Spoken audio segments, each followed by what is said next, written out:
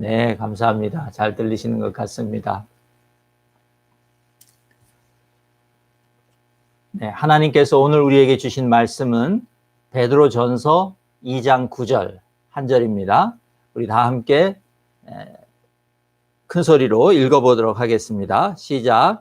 그러나 너희는 택하신 족속이요 왕 같은 제사장들이요 거룩한 나라요 그의 소유가 된 백성이니 이는 너희를 어두운 데서 불러내어 그의 기이한 빛에 들어가게 하시니에 아름다운 덕을 선포하게 하려 하심이라. 아멘. 네. 미국에 벌써 제가 한 30년 넘게 살고 있고요. 미국 시민권을 가지고 있습니다. 그런데 저는 아직도 가끔 Where are you from? 그런 질문을 받습니다. 어디서 왔냐? 그런 질문을 하는 사람들이 아직 있습니다. 사실은 어느 나라 사람이냐? 이렇게 물어보는 것이죠. 특별한 경우가 아니면 저는 시민권을 가지고 있는 미국 시민이지만 한국 사람입니다. 그렇게 대답을 하죠. 여러분도 아마 그런 질문을 여러 번 받으셨을 것입니다. 아마도 우리가 이 미국 땅에 사는 동안은 그 질문을 계속 아마 받게 될 것입니다. 그런데 여러분, 우리 같은 이민 1세대가 그런 질문을 받는 것은요, 어쩔 수 없는 일인지 모르겠습니다. 하지만 여기에서 태어난 2세들도, 우리의 2세들도 Where are you from? 그런 질문을 받는다고 합니다. 그런 질문을 받으면서 산다는 것이에요. 그런 거 우리 부모님들이 아시는지 모르겠어요. 여러분, 우리 1세들은 한국에서 이 땅으로 이민을 온 사람들 아닙니까? 그러니까 우리 땅이 아니었죠, 원래는. 우리 모국이 아니었습니다. 그러니까 그런 질문을 받는 것이 어쩌면 당연하다. 우리는 그렇게 생각하고 살아갈 수 있습니다. 그러나 미국에서 태어났고 또 미국을 자신의 모국이라고 생각하면서 살아가는 우리 2세들, 그들은 그런 질문을 받으면 좀 당황스럽고 또 어떤 때는 황당하기도 한 그런 것 같습니다.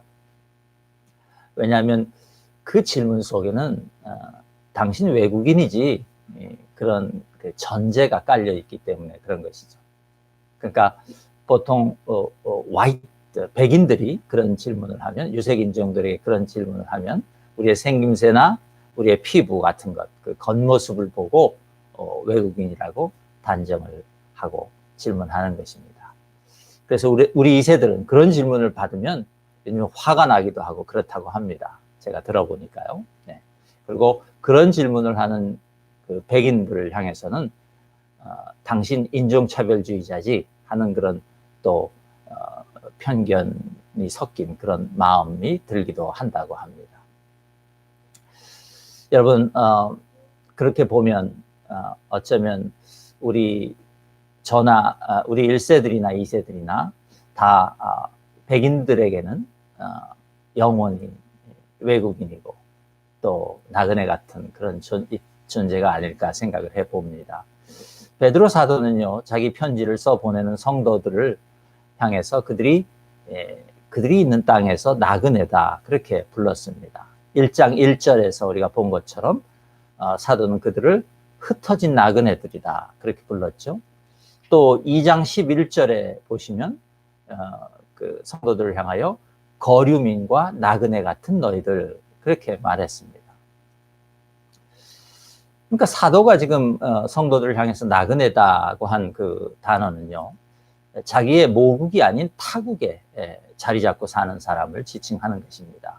그러니까 영주권자 같은 사람들이라고 말할 수 있습니다. 11절에서 그 나그네 앞에 거류민이라는 단어를 덧붙였는데요. 이것은 자기 모국이 아닌 타국에 사는 것은 같은데 그 나그네는 계속 거기서 살 수 있는 영주권자 같은 사람이지만 거류민은 임시로 와 있는 그런 사람을 지칭하는 것 같습니다. 어쨌든 둘 다 자기 나라가 아닌 타국에서 살고 있는 사람들입니다. 즉 그 땅의 외국인들이라는 것이죠. 그런데 우리말 성경이 나그네다 그렇게 번역을 했어요. 굉장히 그 낭만적인 느낌을 줍니다. 우리 한국말 나그네는 굉장히 낭만적인 느낌을 주는데요. 그 이미 오래전에 작곡하신 그 박목월 시인이 그 나그네라는 시를 썼죠. 아마 그 시가 주는 것을 통해서, 그 시를 통해서 아마 한국 사람들은 나그네에 대한 정서를 아마 가지고 있을 텐데요. 그 시가 이렇습니다. 강나루 건너서 밀밭길을 구름에 달 가듯이 가는 나그네. 길은 외줄기 남도 300리, 술 읽는 마을마다 타는 저녁물, 구름에 달 가듯이 가는 나그네. 예, 여러분 어떻습니까? 정처 없이 길을 가는 한 나그네의 모습을 한 폭의 그림을 그리듯이 그렇게 시를 써놓았습니다. 그래서 우리 한국 사람들이 많이 외우죠. 이 시를 많이 외우고, 또 제 기억에 우리 그 고등학교 교과서에서도 보았던 것 같습니다. 그런데 이 시는요, 겉으로 보이는 그 시어가 주는 느낌처럼 그렇게 낭만적인 나그네의 삶을 표현한 시가 아닙니다. 여러분, 일제시대에요, 일본 제국주의는요, 한글을 말살하려는 그런 정책을 폈습니다. 그래서 우리 한국민 사람들에게 우리말을 쓰지 못하게 했죠. 그리고 우리말을 아예 없애버리려고 했어요. 그것은 우리 민족의 정체성을 아예 사라지게 하려고 했던 것이죠. 다시 말해서 지구상에서 이 한국 민족이라는 것 자체를 없애버리려고 한 것이죠. 말을 없앰으로 인해서. 그래서 그런 그 악랄한 일본 제국주의에 항거해서 우리말을 지키려고, 한글을 지키려고 일단의 사람들이 우리말 대사전을 만들기 시작합니다. 그 사건이 소위 조선어 학회 사건이죠. 영화로도 얼마 전에 나왔던 것 같은데요. 근데 그 사건이 적발되어서 이제 많은 사람들이 검거되고 그런 일이 있었습니다. 근데 그때 여러분도 잘 아시는 조지훈이라는 시인이요, 한글 학회에 이렇게 연관이 되어 있었습니다. 그래서 그 한글 학회를 돕고 있었는데요. 그래 이제 일제 검거가 시작되자 더 이상 경성에 머물 수가 없어서 이제 낙향을 결심하고 고향으로 돌아가게 됩니다. 근데 그 고향으로 돌아가는 길에 그 당시에 박목월 시인은 경주에 살고 있었는데 그 경주를 방문해서 박목월 시인을 만나고 그렇게 돌아갑니다. 근데 그 경주를 방문해서 박목월 시인을 만났을 때 조지훈 시인이 그 완화삼이라는 시를 써서 박목월 시인에게 바칩니다. 헌시를 쓴 것이죠. 자, 그 시를 받고 박목월 시인은 다시 거꾸로 답시로서 이 나그네라는 시를 써서 조지훈 시인에게 주었던 것이에요. 그러니까 이 나그네라는 시에 있는 이 나그네는 그 조지훈 시인이라고 우리가 봐도 됩니다. 그 일제의 검거를 피해서 낙향하고 있던 그런 시인인 것이죠. 이 이야기만 들으면요, 정말 얼마나 그 두 사람의 그 시인 둘이 시를 이렇게 써서 주고받는, 정말 그것 자체도 얼마나 낭만적입니까? 그죠? 정말 멋지지 않습니까? 하지만 그렇게 그 시를 주고받을 수밖에 없었던 그 시대적인 배경, 그리고 그 시인들의 고뇌, 고난, 그것을 우리가 생각해 보면요, 지금 이 시는 그저 구름에 달 가듯이 가는 그 나그네가 그저 술 읽는 마을마다 들려서 술 한 잔씩 걸치고 이렇게 유유자적 세상을 떠도는 그런 낭만 가객 같은 그런 나그네를 얘기한 것이 아니다는 것을 우리가 알게 됩니다. 여러분, 이 시의 나그네는요, 자기 나라에 살지만 모국어를 사용할 수 없게 된 그 핍박받는 식민지의 그 시인을 얘기한 것이었어요. 그러니까 이 시의 나그네는 그렇게 억압적인 상황 속에서도 모국어로 시를 쓰기를 원했고, 그 모국어를 지키기 위해서 치열하게 저항하고 그렇게 살았던 것입니다. 그 시인의 삶의 정황이 지금 이 나그네라는 단어에 담겨 있는 것이죠. 베드로 사도가 각지에 흩어져 살고 있었던 그 교회 성도들을 나그네라고 부른 것도, 여러분, 그들이요, 지금 그들이 살고 있는 그 땅에서 법적으로나 인종적으로 외국인이었다거나 혹은 이방인이었기 때문이 아닙니다. 그 성도들은 그 땅을 자기 땅이라고 생각하고 오래 살았던 사람들이에요. 그런데 그리스도를 믿는 믿음 때문에 그들이 핍박을 당하고 고난을 당하는 그런 상황이 된 것이죠. 그래서 베드로 사도가 그들을 바라보면서 저들이 나그네 같구나, 그렇게 생각한 것이에요. 또 성도들 자신들도 아마 자기 땅에서 자기 자신들을 나그네처럼 여기며 이방인처럼 여기며 살 수밖에 없는 그런 상황이었던 것입니다. 믿음 때문에, 믿음을 지키기 위하여 스스로 나그네 된 자들, 그런 성도들이었던 것이죠.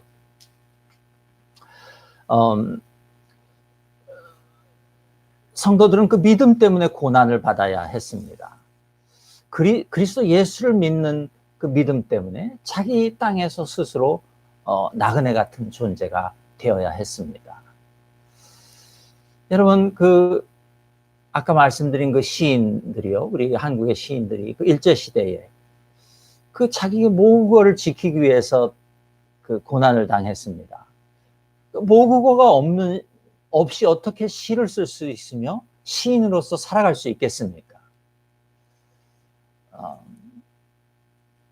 그들은 그 고민이 있었던 것이죠. 어떻게 이 한국어를 사용하는 이 핍박을 속에서 나는 어떻게 살아가야 되나 하는 그 고민이 우리 시인들에게 있었던 것이죠. 똑같이 이 성도들에게도 그 믿음 때문에 당하는 고난과 핍박 가운데에서 이 믿음을 잃어버리면 나는 어떻게 살아야 되나, 그런 고민이 당연히 있었을 것입니다. 여러분, 아마 믿음 때문에, 우리 중에는 믿음 때문에 외부로부터 어떤 공격을 당하거나 핍박을 당하는 사람은 최소한 우리 가운데는 없지 않나 싶습니다. 하지만 우리에게도 예수님을 주님으로 고백하고 또 그분의 가르침대로 살기 위해서, 그러니까 믿음을 지키기 위해서 삶의 현실 속에서 고난을 당하고 혹은 손해를 감수해야 되는 그런 일들이 우리에게도 분명히 있습니다. 혹시 지금까지 사시면서 나는 믿음 때문에 고난을 당하거나 믿음 때문에 손해를 본 적이 한 번도 없다, 그런 분이 계시면 회개하셔야 됩니다. 여러분, 그럴 수 없습니다. 정말 우리가 믿음대로 살려고 결정하고 그 믿음을 지키면서 살려면요, 우리는 최소한 세상 가운데서 손해보는 인생을 살아야 합니다. 여러분, 세상과 갈등하며 살아야 됩니다. 그것이 그리스도인들의 운명입니다. 베드로 사도는요, 이 베드로전서를 다 읽어보면 1장부터 5장까지 빠짐없이 매 장마다 성도의 고난을 언급합니다. 고난이라는 단어가 나와요.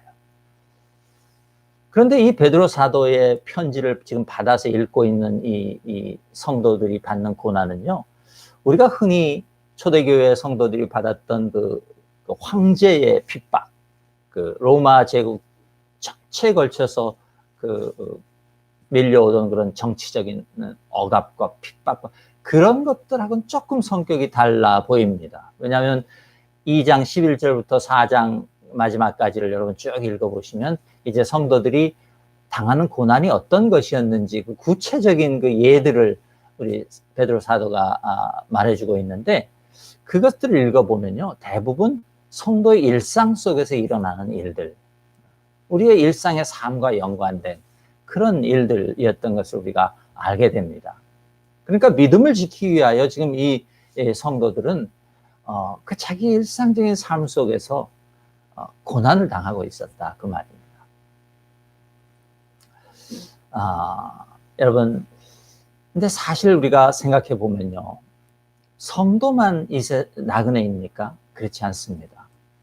사실은 믿음이 있든지 없든지요, 인간은 누구나 이 세상에서 나그네의 삶을 살아가고 있는 중입니다. 왜냐하면 창세기를 읽어보면 인간은 원래 자기의 본향인 에덴으로부터 쫓겨나 있는 그런 상황에 있습니다. 그런 상태에 있습니다. 만약 에덴을 지구상의 어떤 한 공간이었다고 우리가 생각한다면 그 물리적인 공간으로부터 우리가 쫓겨나 있는 것이고요. 그게 아니고 그 창세기의 에덴이 원래 하나님께서 우리에게 허락해 주셨던 그 참되고 복된 인간의 그 상태와 조건이라고 우리가 생각한다면 우리는 그 삶의 조건들을 잃어버리고 지금 살아가고 있는 것이죠. 그런 나그네들인 것이에요. 그리고 창세기를 보면 인간이 그 에덴을 잃어버린 후에 그 세상에서 나그네의 삶을 이제 살게 되었기 때문에 피할 수 없는 고통과 소외가 있다고 말합니다. 그것이 창세기 3장 14절 19절에서 하나님께서 뱀과 여자와 남자를 저주하시고 또 이 땅을 저주하시는 그 장면이 나오지 않습니까? 그게 그것이에요. 원래 하나님께로부터 우리가 복을 받은 존재들인데 우리의 죄 때문에 우리가 살고 있는 이 세상과 또 우리 인간 자신과 또 뱀으로 대표되는 그 모든 그 생물들이 지금 저주 가운데 놓이게 됐다. 그러니까 우리는 우리의 본향의 삶을 떠난 그런 나그네의 삶을 인간은 다 살고 있는 것이다. 그런 말이죠. 그러니까 저주 아래에서 사는 인간은 모두 나그네인 것입니다. 그러니까 인간은 하나님께 불순종한 그 죄로 인하여 원래 하나님이 허락하신 그런 선함과 아름다움으로 가득한 삶, 거기서 떠나 있기 때문에 우리는 에덴을 회복할 때까지는 모두 하나님 나라에 대하여 외국인이고 또 나그네 신세인 것이죠. 이 하나님 나라에 대하여 나그네 신세가 된 이 사람들은요, 불행하게도 그때부터 이 세상을, 이 저주받은 세상을 자기들의 본향으로 알고 살아오고 있습니다. 그렇죠? 하나님을 모르고 예수 그리스도를 모르는 사람들, 아직 저주 가운데 있는 이 세상, 우리가 예수 그리스도를 알고 구원을 얻기 전까지 우리도 그랬습니다. 그 저주받은 삶을 당연한 것으로 여기고 그것이 마치 우리의 본향인 양 그렇게 살아간다 그 말입니다. 하지만 이 베드로전서를 읽어보면요, 성도는 거꾸로 사는 사람들입니다. 그리스도인들은요, 세상에 대하여 외국인이요 나그네요. 그렇게 살아가는 사람들이죠. 그리스도인들은 하나님 나라를 자기 본향으로 알고 살아가는 사람들입니다. 여러분, 그렇다고 해서 제가 이제 이 세상과 아무 상관없는 어떤 우주의 저 한 공간에 있는 하나님 나라를 이야기하는 것은 아닙니다. 신약 성경은요, 처음부터 끝까지 하나님 나라와 이 세상은 깊은 연관이 있다고 말합니다. 여러분, 예수님께서 다시 재림하시면 이 세상으로 돌아온다고 말씀하시지 않습니까? 예, 그러니까 하나님 나라는 이 세상 가운데 이루어지고 있고 또 완전히 온전한 모습으로 이루어질 그런 나라라고 우리는 알고 또 그렇게 믿습니다. 하나님 나라는 장소의 문제라기보다는 하나님의 주권과 통치가 있는 곳, 통치 그 자체, 그것을 의미하기 때문에 우리 성도들은 이 세상에도 하나님 나라가 실제한다고 믿는 것이죠. 그것이 저와 여러분의 믿음 아닙니까? 그런 의미에서 베드로 사도는 그리스도인들을 나그네라고 한 것입니다. 세상 사람들은 이 세상을 자기의 본향으로 알고 살아가지만 성도들은 지금 저주받은 이 세상은 우리의 본향이 아닌 것이죠. 우리는 그 세상에서는 나그네 된 삶을 사는 사람들인 것입니다. 우리는 이미 그 세상이 말하는 나그네의 삶으로부터 우리는 구원을 받은 사람들인 것입니다. 사도는 편지 시작부터 우리가 비록 이 세상의 눈으로는 나그네이지만 하나님께서 우리를 이미 선택하셔서 예수 그리스도의 부활을 따라 우리를 거듭나게 하셨다고 그렇게 말합니다. 그래서 세상이 죽음으로 치닫고 있을 때에도 우리 성도들에게는 산 소망이 있다. 그렇게 말하죠. 그리고 우리의 믿음 때문에 하나님의 능력이 우리를 보호하고 계신다. 그렇게 사도가 말합니다. 우린 그런 나그네들인 것이죠. 여러분, 우리에게 그 구원을 주시려고 성부 하나님께서는 우리를 창세전부터 미리 아셨다고 했고, 성령 하나님께서는 우리를 거룩하게 구별하셨다고 했고, 성자 하나님께서는 우리를 위하여 십자가에서 자기 몸을 제물로 바치고 속죄의 피를 흘리셨다. 그렇게 하나님이 하신 일을 우리에게 알려주지 않았습니까? 여러분, 이 일은 앞으로 일어날 일이 아니라 이미 우리에게 일어난 일이라고 사도는 지금 말하고 있는 것입니다. 그러므로 우리는 더 이상 쫓겨난 자들처럼 살 필요가 없다는 것이에요. 세상 사람들은 하나님 나라에 대하여 나그네들입니다. 죄의 저주 아래에 있어서 하나님 나라의 그 선함과 아름다움으로부터 비껴나 있는, 쫓겨나 있는 사람들이에요. 하지만 그리스도인들은 거꾸로 세상에 대하여 나그네들입니다. 세상 나라에 대한 나그네들이라 그 말이에요. 우리는 세상에서 쫓겨난 것이 아니에요. 우리는 자원하여 세상의 나그네들이 된 사람들이에요. 세상을 향하여 나그네 된 사람들이죠. 우린 예수 그리스도를 믿음으로 말미암아 구원을 얻었고, 그래서 우리는 자원하여 세상으로부터는 나그네 같은 인생을 살기로 결정한 그런 사람들이라는 것입니다. 그래서 사도 베드로가 성도들을 향하여 나그네라고 부른 것은 어떤 의미로든 맞는 말인 것입니다.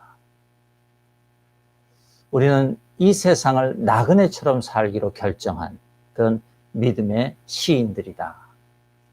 그렇게 말할 수 있습니다. 하지만 제가 나그네라는 시를 가지고 말씀드린 것처럼 나그네라는 것이요, 그저 유유자적하며 어차피 지나가면 한 번뿐인 이 인생 지나가면 그만인데 어차피 구원받았는데 그러면 아무렇게나 살아도 된다, 그런 말이 절대 아닙니다. 그저 술 읽는 마을마다 들려서 한 잔씩 걸치고 유유자적 살라, 그 말이 아니에요. 여러분, 이 사도가 사용한 이 나그네라는 단어에는요, 여러 가지 의미가 있는데, 외국인 또 뭐 이방인 뭐 이런 임시 거류자 이런 뜻이 있다고 말씀드렸지 않습니까? 그런데 그 나그네라는 단어 속에는요, 낯선 사람이라는 뜻도 있습니다. 낯설다는 거죠. 여러분, 우리는 세상이 보기에요, 낯설고 이상한 사람들이어야 합니다. 믿음을 가진 성도들은요, 세상 사람들이 보기에 낯설어야 돼요. 좀 이상해 보이는 그런 사람들이어야 한단 말이에요. 여러분, 절대 세상을 등져야 된다는 말이 아닙니다. 다만 다른 사람들이 보기에, 세상의 기준을 가지고 살아가는 사람들이 보기에 낯선 방식으로, 그들에게는 낯선 기준으로 살아가는 삶이어야 한다, 그 말입니다. 여러분, 그것이 예수님께서 이 세상을 사셨던 방식이에요. 여러분, 2장 8절을 보면요, 2장 8절이 맞습니까? 그렇죠? 예. 예수님은 이 세상에서 부딪히는 돌이고 걸려 넘어지게 하는 그런 바위였다, 그렇게 말합니다. 여러분, 그래서 세상 사람들이 예수님을 버린 거예요. 받아들이지 않은 것이죠. 하지만 하나님께서는 그 세상이 버린 예수를 부활시킴으로써 산돌, 리빙 스톤, 살아있는 돌이 되게 하셨다 그랬어요. 여전히 세상에 거치는 돌이죠. 그런데 부활하셨으므로 살아있는 돌이다, 그 말이죠. 그리고 그 산돌이신 예수를 기둥으로 삼아서 믿는 성도들의 공동체인 교회라는 집을 이 세상에 세우도록 하셨습니다. 예수 그리스도가 그 집의 모퉁이의 머릿돌이 되셨고, 그를 믿는 우리들도 함께 그 집을 지어가는, 집으로 지어지고 있는 돌들이 되었다는 말입니다. 사도가 그렇게 말하고 있습니다. 그러므로 믿음으로 사는 성도들도 역시 예수님처럼 이 세상에게는 거치는 돌 같은 존재일 수밖에 없다는 것입니다.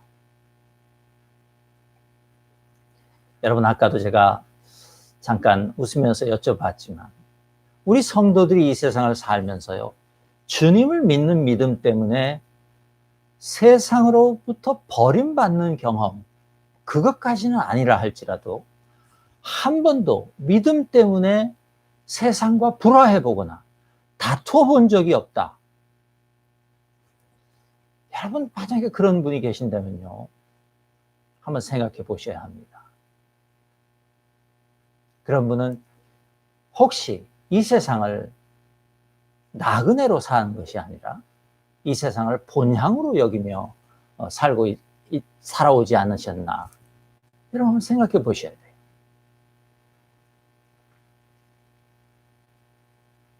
이 세상과 한 번도 불화하지 않고 매끄럽게 이 세상과 조화를 이루며 살아가는 그런 사람들을 우리가 성도라고 할 수 있는가? 믿음 때문에 말하는 것이, 저는 세상이 주는 고난, 세상의 어떤 방법에서의 그런 그 갈등이 아니라 믿음 때문에 우리가 그런 갈등과 불화와 세상에 거치는 돌이 되고 사람들로부터 이상히 여김을 받고 낯선 사람처럼 여겨지고 하는 그런 삶의 경험이 우리에게 만약에 없다면, 여러분이 한번 생각해 봐야 된다고 저는 생각합니다. 정말 그런 사람들을 성도라고 할 수 있을까? 제가 좀 심하게 말씀드리는 것 같아 죄송하지만 우리 교회는 그런 분이 없을 것 같아서 제가 여러분, 베드로 사도는요, 그 나그네된, 이 세상에 나그네된 성도들에게 1장 2절에서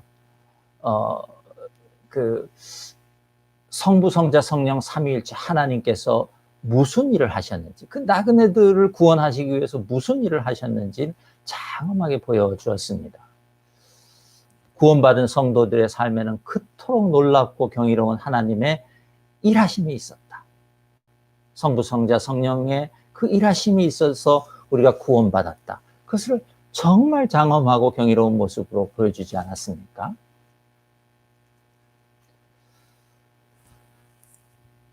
오늘 본문을 통해서 베드로 사도는요, 이제 그 삼위일체 하나님께서 우리에게 하신 그 일을 통해서 이제 우리가 어떤 존재가 되었는지를 말해주고 있다, 그렇게 생각합니다. 그러니까 1장 2절에서 삼위일체 하나님이 우리를 구원하시기 위해서 무슨 일을 하셨는지 말씀해 주셨고, 이제 오늘 2장 9절을 통해서는 그 삼위일체 하나님의 일하심을 통해서 우리는 어떤 존재가 되었나, 그것을 말해주고 있다는 것이죠.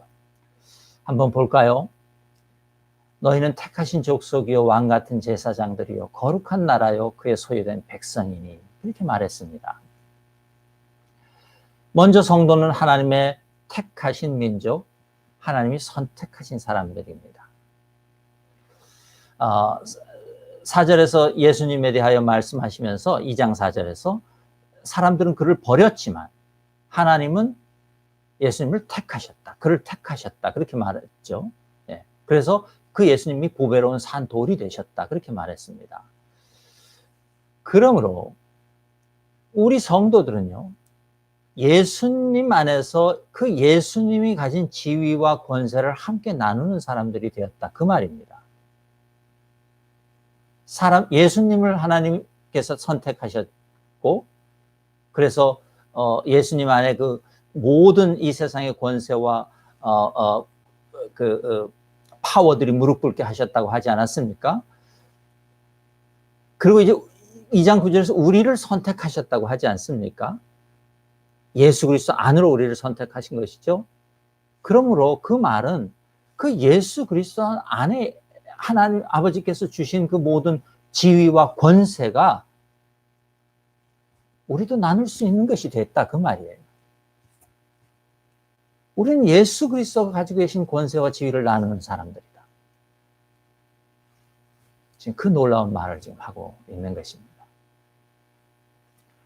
동시에 여러분, 우리가 예수님께서 어떤 종으로 사셨습니까? 하나님 앞에 그 지위와 권세를 받고 어떤 종으로 사셨어요? 우리도 그 예수 그리스도의 종 되신, 거기에도 함께 부름받은 사람이다라는 것을 우리가 기억해야 합니다.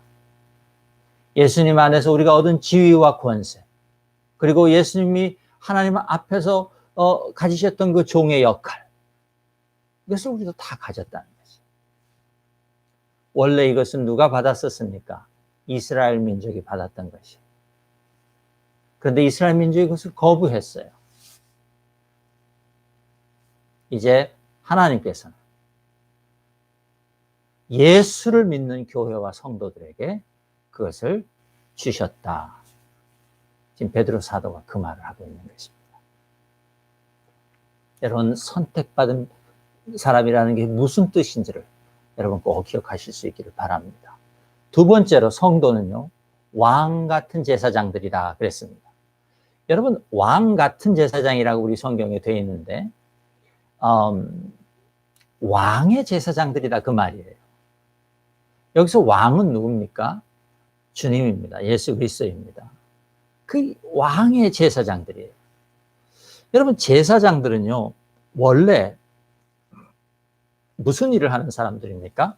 희생 제사를 드리는 사람들이죠. 다른 사람들의 희생 제사를 돕고 다른 사람들을 대신해서 하나님께 희생 제사를 드렸던 사람들이 구약의 제사장들입니다. 그래서 그들은 다른 사람들이 누리지 못하는 지위를 누리고 있었는데, 그것이 뭐냐면 하나님께 나아갈 수 있는 것이었습니다. 그러니까 일반 사람들은 아무리 자기 죄를 회개하고 하나님 앞에 나가서 희생 제사를 드리고 싶어도 자기가 직접 하지 못했어요. 제사장들을 통해서만 할 수 있었어요. 특별히 이스라엘의 12지파 중에 레위 지파에게만 그것이 허락되어 있었죠. 그런 특별한 역할을 가지고 있었던 것이죠. 하지만 교회라는 새로운 하나님의 집 안에서는요, 지금 예수 그리스도가 모퉁이 돌이 되고 또 성도들이 그 같이 세워지는 돌들이 되어서 지어지고 있는 그 교회라는 성전, 새로운 성전, 그 하나님의 집, 거기에서는요, 모든 성도가 제사장이 되었습니다. 그 말이에요. 지금 사도 베드로가 하는 말이에요. 여러분, 이것도 예수 그리스도께서 우리를 위하여 하신 일에 근거를 두고 있는 것이죠. 왜냐하면 예수 그리스도께서 사실은 모든 사람을 위한 희생제사를 단번에 대제사장으로 드리셨다. 성경이 그렇게 말하지 않습니까? 그러니까 우리는 다시 희생제사를 드릴 필요가 사실은 없는 것이죠. 우리는 다만 그 예수 그리스도께서 드리신 그 피의 제사, 십자가에서 드리신 그 피의 제사, 그것을 클레임하면서, 그것을 의지하면서, 그것을 근거해서 아직 예수 그리스도를 모르는 사람들을 향한 제사장의 역할을 감당하면 된다 그 말입니다. 다시 말해서 아직 죄의 권세 가운데 있는 분들을 대신하여 우리가 중보할 수 있는 그런 권리를 가지고 있다. 그런 역할로 부름받았다 그 말입니다. 이것이 예수님 안에 있는 모든 성도들이 제사장이라는 말의 의미인 것입니다. 그러므로 여러분, 한 가지 여러분이 꼭 기억하셨으면 좋겠다 하는 것이 있습니다. 교회 안에는요, 다른 사람을 대신해서 하나님 앞에 나가서 제사를 드리고 제사를 주관할 수 있는 특별한 사람이 더 이상 없습니다. 그런 지위와 역할을 가진 사람이 더 이상 없다는 그 말이에요. 그리고 그런 지위와 역할을 가져서도 안 됩니다. 그 말은 목사나 신부는 지위가 아니라 공동체 안에서의 자기의 역할에 대한 그런 이름인 것이지, 특별한 신분이나 어떤 지위가 아니다 그 말이에요. 그것이 우리 침례교회에서 또 우리 개신교회에서 주장하는 만인대제사장주의의 핵심되는 그런 그 생각입니다. 우리는 예수님 안에서요, 모두 동일한 지위와 권세를 가졌습니다. 또 우리는 모두 그 예수님이 보여주신 그 종의 역할을 감당해야 되는 그런 임무를 나누어 가진 사람들이에요. 여러분, 이것이 여러분 안에 좀 분명하셨으면 좋겠어요. 물론 제가 설교하고 제가 예배를 인도하고 있지만 우리 교회에서는요, 반드시 그래야 되는 것은 아니다 그 말이에요. 제가 무슨 그런 자격을 받은 사람이 아니다 그 말이에요. 다만 성도 여러분들이 인정해 주셔서 또 제가 그 일을 위해서 헌신했기 때문에 예수 그리스도 안에서 그것을 감당하고 있는 것뿐이지, 사실은 여러분 중에 어떤 누구도 다 동일한 그런 지위와 권세와 역할로 부름받았다. 이것을 여러분 꼭 기억하실 수 있기를 주님의 이름으로 축복합니다. 그것이 성도입니다. 세 번째로요, 성도는 거룩한 나라다 그렇게 말했습니다. 나라이며 그의 소유된 백성이다. 사실 이게 같은 말인데요. 거룩하다는 구별했다는 것이거든요. 어디로 구별하겠습니까? 하나님께로 구별한 것이죠. 세상 속에 있는 사람들을. 그러니까 그의 소유된 백성이다. 이게 사실은 뭐 분리해서 설명할 수도 있지만 같은 의미로 받아들여도 괜찮습니다. 그러므로 그렇게 성도는 하나님께서 그 거룩한 사람들로 구별하셔서 자기의 소유가 되게 하셨으므로 성도에게는 거룩한 삶을 살아갈 의무가 있다. 그렇게 우리가 생각할 수 있습니다. 1장 16절에서 베드로 사도가 기록되었으니 내가 거룩하니 너희도 거룩할지어다 하셨느니라, 그런 말씀을 하지 않습니까? 그러니까 우리는 세상 사람들과 구별되는 삶을 살도록 선택된 사람들이다 그 말이에요. 제가 아까 세상에 낯선 사람들, 그들이 하나님 나라의 성도들이다 그렇게 말씀드리지 않았습니까? 구별되는 삶을 살도록 선택받았다는 것이에요. 왕의 제사장이 하나님이 부여하신 우리의 영적인 신분이라면 거룩한 나라는 그 신분에 합당한 삶의 모습이다 그렇게 말할 수 있죠. 여러분, 성도는 세상을 향하여 이 하나님의 거룩하심을 드러내는 삶을 살아야 합니다. 하나님의 소유된 백성이라는 것이 무엇인지 그 의미를 모르는 다른 사람들에게 하나님의 백성이 된 것이 무엇인지를 알 수 있도록 나타나는, 드러내는 삶을 살아야 된다 그 말이에요. 우리의 말과 우리의 행동과 우리가 내리는 모든 결정들을 포함해서 우리의 삶의 스타일, 삶의 방식, 라이프 스타일 자체가 하나님의 거룩함을 나타내는, 드러내는 그런 삶을 살도록 하나님께서 우리를 선택하여 부르셨다 그 말. 우리를 통해서 하나님의 거룩하심을 사람들이 볼 수 있어야 한다는 말. 근데 여러분, 이 말은요, 단지 우리의 행위가 우리 행위를 조심해야 된다, 그런 차원보다는 조금 더 깊은 의미를 가지고 있습니다. 조금 더 깊은 차원의 문제입니다. 여러분, 거룩하다는 것은요, 사실은 하나님께만 해당되는 것입니다. 사람이 거룩할 수 없어요. 원래 거룩이라는 것은, holiness라는 것은 하나님의 고유한 성품이에요. 그 하나님의 거룩하시면서 하나님의 위대하심도 나오는 것이고요, 하나님의 위대하심이라는 건 파워죠. 하나님의 능력도 나오시는 것이고요. 그 거룩하심에서 하나님의 그 도덕적인 선하심도 나오는 것이에요. 그 거룩이라는 단어는 사실은 하나님에게만 해당되는 단어예요. 그런데 하나님께서 우리를 거룩하심으로 불렀다 그래요. 내가 거룩하니 너희도 거룩하라고 하나님께서 말씀하신다는 거죠. 이게 무슨 말입니까?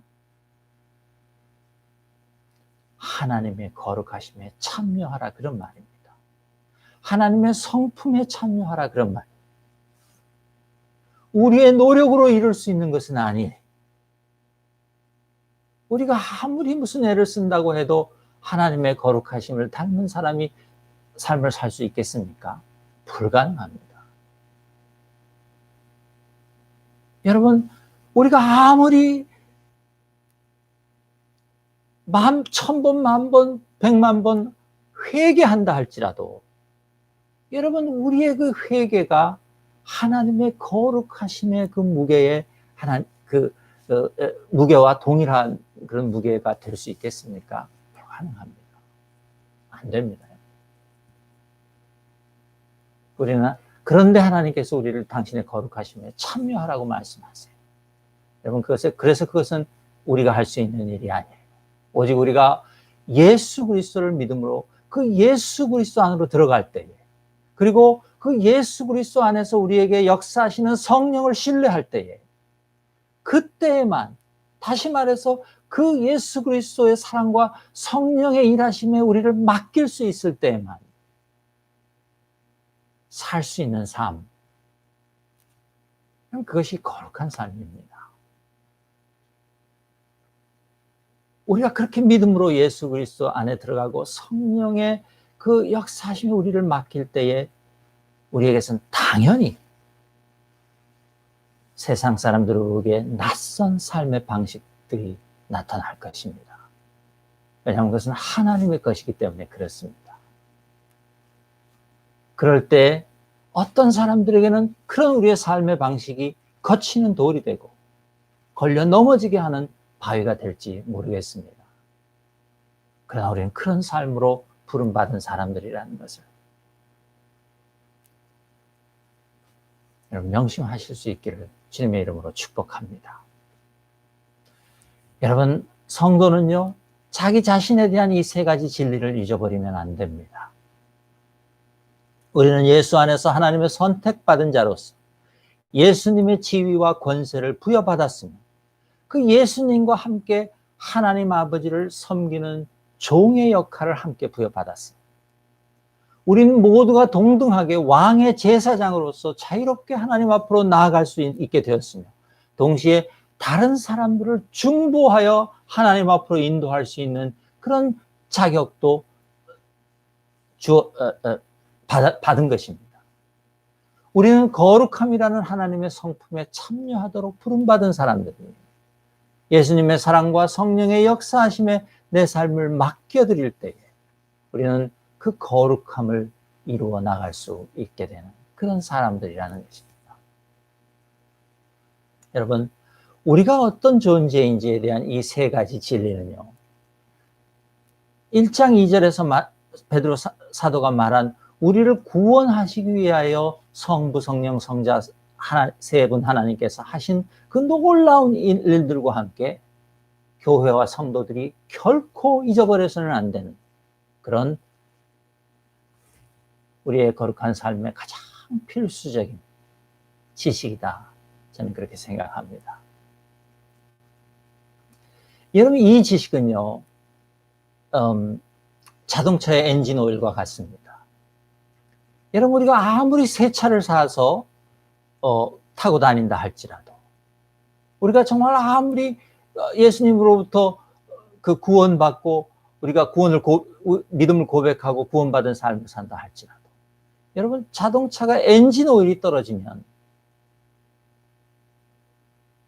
결국은 더 이상 달릴 수 없고 서게 되는 것처럼 이 하나님이 우리를 구원하시기 위해서 하신 그 성부, 성자, 성령이 하신 일들과 또 그 일로 인하여 우리에게 주어진 권세와 지위와 역할을 우리가 기억하지 못하면, 그것을 항상 우리의 삶 속에 마치 자동차에 엔진 오일을 갈아 넣듯이 그렇게 깨끗한 오일로 갈아 넣어주지 않으면요, 우리 믿음의 삶도 더 이상 달리지 못하고 중단될 수밖에 없을 것입니다.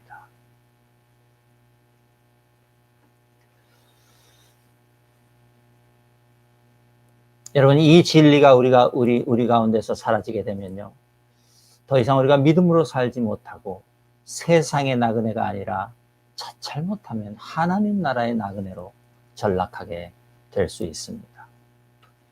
이제 그것을 안 우리 성도들에게 베드로 사도는 그것들의 그 모든 지식 안에 있는 그 특별한 지위와 역할, 성도의 지위와 역할, 그것의 최종적인 목적이 무엇인가? 하나님은 왜 그런 지위와 역할을 우리에게 주셨는가? 그것을 우리에게 말해 줍니다. 9절 뒷부분이죠. 이는 너희를 어두운 데서 불러내어 그의 기이한 빛에 들어가게 하신 이의 아름다운 덕을 선포하게 하려 하심이라. 그렇게 말했습니다.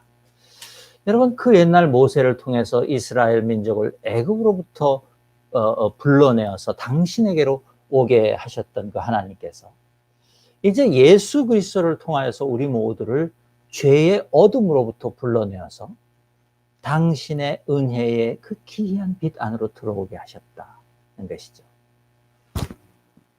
여러분, 그 빛 때문에, 그 은혜의 빛 가운데 우리가 살면서 날마다 새로운 그 은혜의 빛 때문에 우리가 놀라며 우리의 입에서 하나님을 향한 찬송이 나오는 것이 아닙니까?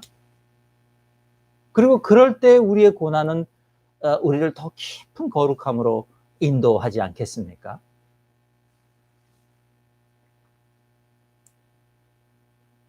여러분, 그래서 그 성도에게 있는 고난은요, 마치 그 일제 시대의 그 시인에게서 그 모국어를 빼앗아 가려고 했지만 오히려 그런 고난 때문에 우리 민족의 역사에 길이 남을 그런 아름다운 시가 만들어졌던 것처럼, 여러분, 우리에게 고난이 오는 것입니다. 그 고난을 우리가 믿음으로 이겨낼 때에 우리 삶의 역사에, 또 하나님 나라의 역사에, 여러분, 길이 남을, 역사에 남을 그런 아름다운 믿음의 시가 쓰여지는 그런 도구로 우리의 고난이 사용되게 되는 것이라고 지금 베드로 사도가 말하고 있는 것입니다. 그래서 그 믿음 가운데, 그 고난 가운데서 우리가 믿음으로 살아갈 때 우리는 날마다 거룩해지는 것이고, 또 그럴 때 우리가 주님의 덕을 선포하게 되는 것입니다. 그리고 그런 우리의 나그네 된 삶을 통해서 이 세상을 덮고 있는 어둠이 한 뼘 한 뼘 물러가게 될 것입니다. 그리고 결국 모든 사람들이 주님의 기이한 빛으로 들어오게 되는 그 소망을 우리는 가지고 살아가는 것입니다. 그것이 이 세상을 나그네로 살아가는 하나님 나라의 백성들이라고 사도 베드로가 말하고 있습니다. 여러분, 우리 모두는 세상 속에서 그렇게 낯선 나그네들이라는 것을 기억하시고 살아가시는 저 여러분 될 수 있기를 주님의 이름으로 축복합니다. 함께 기도하겠습니다. 주님, 감사합니다. 하나님, 이 베드로 전서를 통해서 하나님께서 베풀어 주신 그 구원의 은혜가 어떤 것인지 우리를 알게 하셨고, 또 이제 오늘 이 말씀을 통해서 그 하나님이 하신 일들을 통하여 우리가 어떤 존재가 되었는지를 주님께서 알려주시니 감사합니다.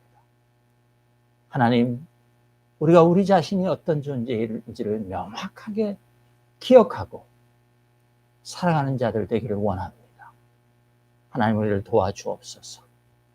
혹시라도 우리가 지금까지 이 세상 가운데에서 이 세상을 본향처럼 여기며 우리의 입으로는 예수 그리스도를 믿는다고 우리의 삶의 겉모양은 교회를 다니고 우리의 겉모양은 찬양을 하고 성경을 읽고 있으면서도 사실은 우리의 삶이 이 세상을 본향처럼 여기고 살아가고 있었다면 하나님 이 시간 우리를 용서하여 주시옵고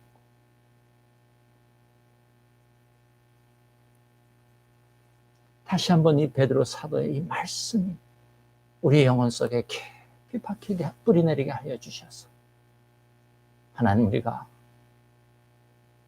하나님의 선택받은 자요, 거룩한 족속으로 세상에는 낯선 존재들로 그렇게 살아가는 데에 망설임하고 주저함 없는 그런 성령의 사람들로 살아갈 수 있도록 하나님 도와주옵소서. 감사드리며 예수님 이름으로 기도드리옵나이다. 아멘. 아멘. 감사합니다. 우리 찬양 할까요? 213장, 죄송합니다. 288장 예수를 나의 구주 삼고입니다. 288장 예수를 나의 구주 삼고.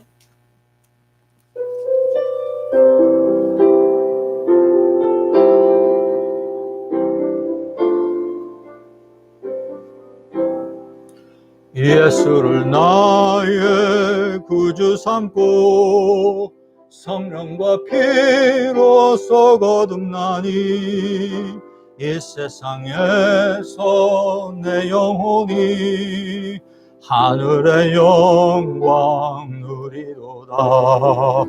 이것이 나의 찬송이요, 이것이 나의 간증일세.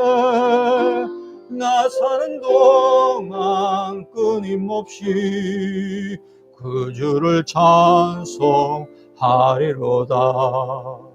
온전히 주께 맡긴 내 영, 사랑의 음성을 듣는 중에 천사들 왕래하는 것과 하늘의 영광 보리로다.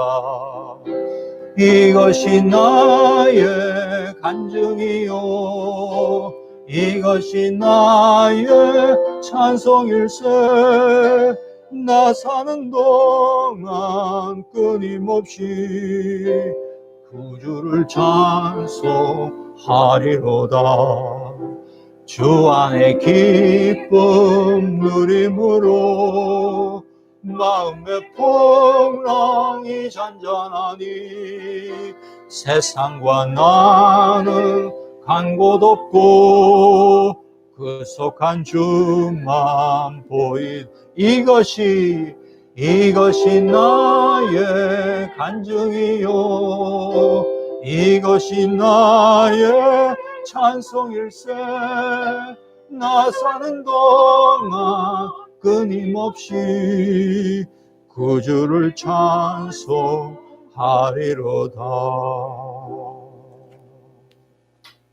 기도하시겠습니다. 우리를 구원하여 주신 아버지 하나님의 그 크신 사랑과 우리의 구원을 이루시기 위하여 우리의 죄를 대신하여 자기 몸을 아끼지 않으시고 십자가에서 주신 그 예수 그리스도의 놀라우신 사랑과 이제 하나님 앞에, 말씀 앞에 결단하며 거룩한 삶을 살기로 마음먹는 우리들을 도와주시는 성령님의 역사하심이 지금부터 영원까지 우리 사랑하는 모든 성도들과 함께 하시기를 축원하옵나이다. 아멘. 아멘. 감사합니다. 오늘도 기쁘고 행복하고 좋은 하루 보내시고 또 승리하시는 한 주 사시기를 축복합니다.